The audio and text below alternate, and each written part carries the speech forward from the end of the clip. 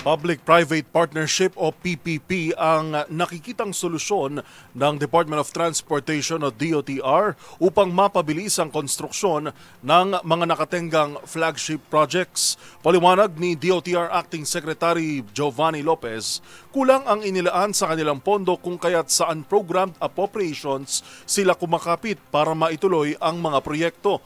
Ang buong detalye sa report ni Kyle Bulyas. Pinag-aaralan ngayon ng Department of Transportation ang pakikipagtulungan sa private sector para sa mas mabilis na pagtatayo ng mga flagship project ng ahensya. Ayon kay DOTR Acting Secretary Giovanni Lopez, problema pa rin nila ang kakulangan sa budget sa mga proyekto dahilan ng pagkakabalam nito. Kabilang narito ang EDSA Greenway Project na layon sana magtayo ng elevated walkway sa bahagi ng EDSA. Popondohan sana ito sa pamamagitan ng loan mula sa Asian Development Bank, pero dahil sa matagal na pagkakaantala nito, kakausapin ng DOTR ang ADB upang kanselahin muna ang loan.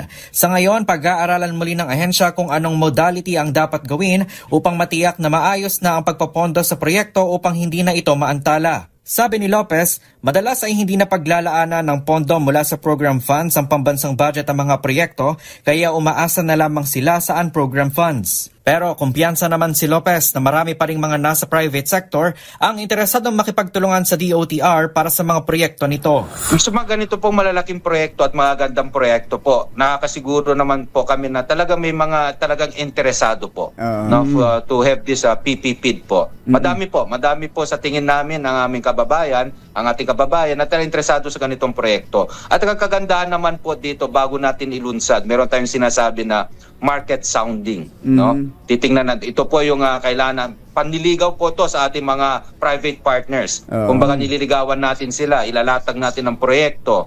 Ganito po yung konsepto. Gagawin naman po natin yan kung bago natin ituloy yung PPP po natin.